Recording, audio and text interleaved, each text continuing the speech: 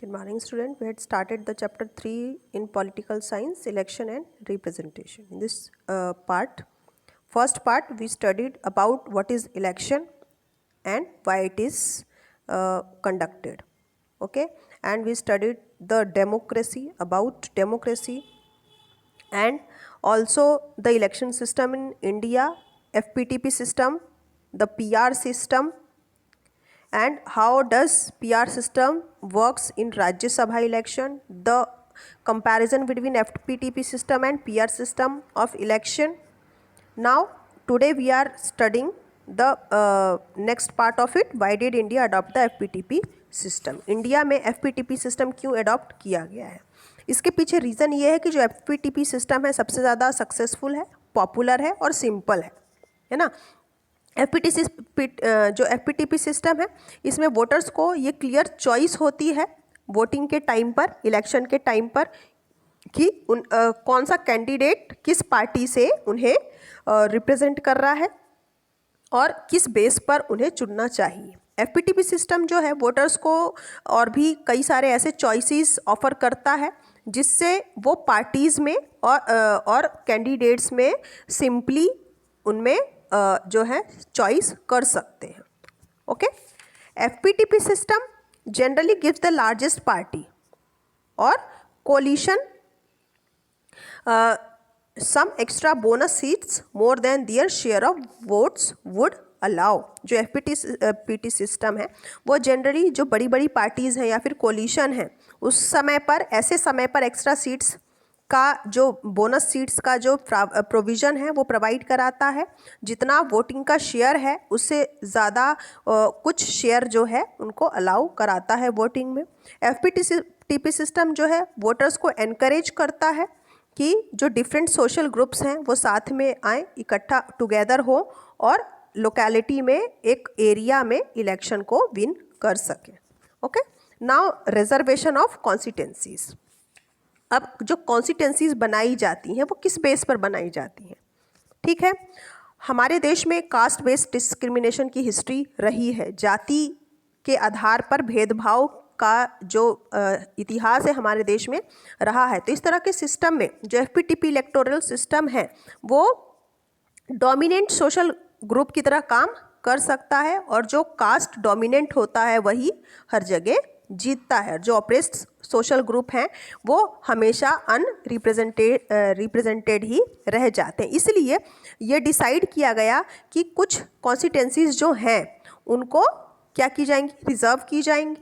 इस सिस्टम में जितने भी वोटर्स हैं कॉन्स्टिट्यूंसी से, है ना, जो वोटिंग के लिए एलिजिबल होते हैं, लेकिन कैंडिडेट जो केवल एक पर्टिकुलर कम्युनिटी से बिलोंग कर रहे हैं या फिर पर्टिकुलर सोशल सेक्शन से बिलोंग कर रहे हैं उनको रिज़र्व किया जाता है, उनके लिए सीट्स रिज़र्व की जाती हैं FPTP सिस्टम के दौरान। जो कॉन्स्टिट्यूशन है वो इन सीट्स के रिजर्वेशन का प्रोविज़न देता है लोकसभा में और स्टेट लेजिस्लेटिव असेंबलीज में for the schedule caste and schedule tribe, for SC and SC। ST SC के लिए जो लोकसभा इलेक्शन होते हैं, स्टेट लेजिस्लेटिव असेंबली के चुनाव होते हैं, उसमें इनके लिए कुछ सीट्स रिजर्व की जाती हैं। जैसे हमारे देश में ये जो ग्रुप्स हैं ST और SC के, इनके लिए एक प्रपोर्शन में जो पॉपुलेशन है हमारे देश की उनके एक स्पेशल प्रोपोर्शन में इनको सीट्स रिजर्वेशन दी जाती है। फॉर एग्जांपल लोकसभा में 543 सीट्स होती हैं जिनमें से 84 शेड्यूल कास्ट के लिए रिजर्व होती हैं और 47 शेड्यूल ट्राइब के लिए रिजर्व्ड होती हैं। ओके, देन अब हम पढ़ेंगे डिलिमिटेशन कमीशन के बारे में हम पढ़ेंगे। डिलिमिटेशन कमीशन जो है इसका क्या काम होता है। डिलिमिटेशन कमीशन जो है कॉन्स्टिट्यूंसीज को डिलिमिट करता है, उनकी बाउंड्रीज निर्धारित करता है कि जो कॉन्स्टिट्यूंसी का बंटवारा किया गया है ना, जो पूरे देश को कॉन्स्टिट्यूंसीज में बांटा गया है, तो उनकी बाउंड्री को कैसे कॉन्स्टिट्यूट किया जाए, कैसे उनको बाउंड्रीज को बनाया जाए, किस आधार पर बनाया जाए। तो सबसे पहले जो डिलिमिटेशन कमीशन है उसे कौन अपॉइंट करता है, प्रेसिडेंट ऑफ इंडिया। किस लिए अपॉइंट करता है, कॉन्स्टिट्यूंसीज निर्धारित करने के लिए पूरे देश में। तो बाउंड्रीज निर्धारित करने के बाद जो डिलिमिटेशन कमीशन है वो हर कॉन्स्टिट्यूंसी में ये देखता है कि कितनी पॉपुलेशन कंपोजिट है, और उसके साथ वो जो पॉपुलेशन है वहाँ की, उसमें शेड्यूल ट्राइब और शेड्यूल कास्ट का जो पॉपुलेशन है उसका कितना प्रपोर्शन है। तो जहाँ पर हाईएस्ट प्रपोर्शन होता है शेड्यूल ट्राइब पॉपुलेशन का, वहाँ पर शेड्यूल ट्राइब्स के लिए सीट्स रिजर्व कर दी जाती हैं।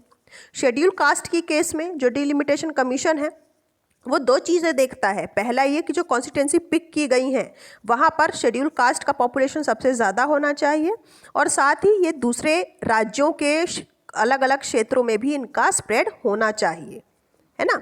ये जो रिजर्व्ड कॉन्स्टिट्यूंसीज हैं उन्हें रोटेट भी किया जा सकता है हर बार जब भी डिलिमिट किया जाता है इलेक्शन के टाइम पर, तब। ओके, अब हम पढ़ेंगे free and fair election. India में फ्री और फेयर इलेक्शन कराने के लिए क्या क्या प्रोविज़न है। पहला है यूनिवर्सल एडल्ट फ्रेंचाइजी और दूसरा है राइट टू कॉन्टेस्ट। तो यूनिवर्सल एडल्ट फ्रेंचाइजी क्या है? हर एडल्ट फ्रेंचाइजी जो है वो इंश्योर करता है कि जितने भी सिटीज़न है देश में रहने वाले, वो रिप्रेजेंटेटिव के सिलेक्शन में पार्टिसिपेट कर सकें।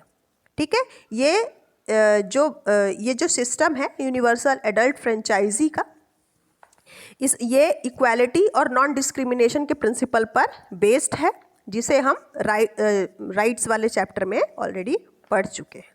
लास्ट चैप्टर में सेकंड में हम पढ़ चुके हैं। और फिर है राइट टू कॉन्टेस्ट। जितने भी सिटीज़न हैं देश के, उन्हें इलेक्शन में खड़े होने का अधिकार है और उन्हें लोगों का रिप्रेजेंटेटिव या नेता बनने का अधिकार मिला हुआ है। हालांकि जो डिफरेंट इलेक्शंस हैं उसमें डिफरेंट रिप्रेजेंटेटिव्स हैं, उनके लिए डिफरेंट मिनिमम एज रिक्वायरमेंट रखी गई हैं जब भी इलेक्शन कॉन्टेस्ट किए जाते हैं। एग्जाम्पल के लिए लोकसभा या फिर असेंबली इलेक्शन जब होते हैं तो उसमें एक कैंडिडेट को कम से कम 25 ईयर्स जो है एज मिनिमम निर्धारित की गई है। ठीक है, अब हम पढ़ेंगे इंडिपेंडेंट इलेक्शन कमीशन के बारे में अब हम पढ़ेंगे। ठीक है, तो हमारे देश में का जो संविधान है उसके आर्टिकल 324 में इंडिपेंडेंट इलेक्शन कमीशन का प्रोविज़न रखा गया है, ताकि जो इलेक्शन कंडक्ट कराए जाते हैं देश में उसको सुप्रिटेंडेंट किया जा सके, सुप्रिटेंडेंट हो सके, सही डायरेक्शन और सही कंट्रोल मिल सके, और जो इलेक्शन कंडक्ट कराए जाते हैं इलेक्टोरल रोल के थ्रू वो फेयर हो और इम्पार्शियल हो। ओके, हर स्टेट में चीफ इलेक्टोरल ऑफिसर नियुक्त किया जाता है। ठीक है, जो स्टेट इलेक्शन कमिश्नर्स होते हैं वो इंडिपेंडेंटली काम करते हैं अपना, है ना, इलेक्शन कमीशन ऑफ इंडिया के लिए, और हर एक का अपना अपना स्फेयर होता है इसे ऑपरेट करने का। Election commission of India can either be a single member और अ मल्टी मेंबर बॉडी। जो इलेक्शन कमीशन ऑफ इंडिया है वो सिंगल मेंबर भी हो सकता है उसमें, और एक से ज़्यादा मेंबर्स भी हो सकते हैं। फिर है चीफ इलेक्शन कमिश्नर। जो चीफ इलेक्शन कमिश्नर है वो पूरे इलेक्शन कमीशन को प्रिसाइड करता है या लीड करता है, लेकिन उसके पास भी स्टेट इलेक्शन कमिश्नर के जितने ही पावर होते हैं उससे ज़्यादा नहीं होते हैं। CEC the chief election commissioner, और जो 2 इलेक्शन कमिश्नर्स हैं, बाकी के जो इलेक्शन कमिश्नर्स हैं उनकी इक्वल पावर्स होती हैं इलेक्शन के लिए जो भी डिसीज़न लिए जाते हैं उनके लिए। ठीक है, और साथ ही इन दोनों को ही कौन अपॉइंट करता है? President of India. ठीक है, उन्हें 6 इयर्स के टर्म के लिए चुना जाता है टिल द एज ऑफ 65, है ना।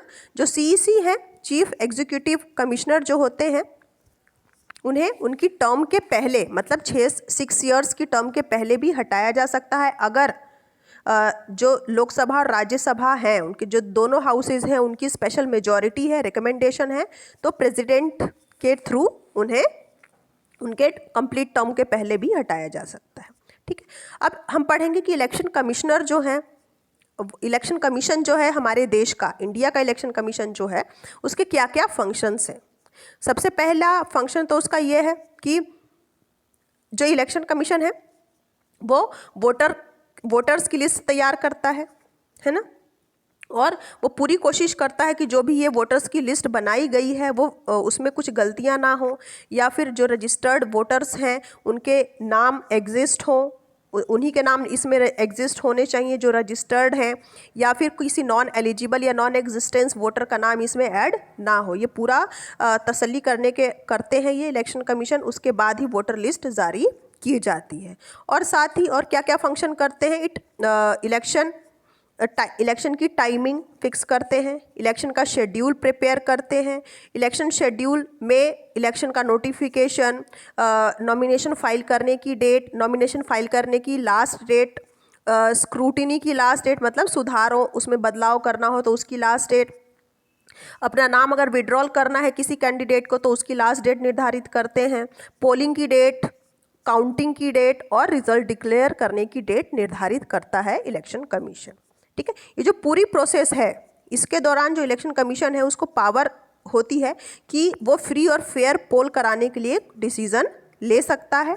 और साथ ही पूरे देश में अगर कोई स्पेसिफिक स्टेट है या कोई ऐसी कॉन्स्टिट्यूंसीज़ है जहाँ पर एटमॉस्फेयर वहाँ का कुछ विटिएट हो रहा है, कुछ ठीक नहीं है फेयर और फ्री और इम्पार्शल इलेक्शन के लिए, तो वो उसे पोस्टपोन भी कर सकता है, जो डेट है उसको पोस्टपोन भी कर सकता है इलेक्शन की।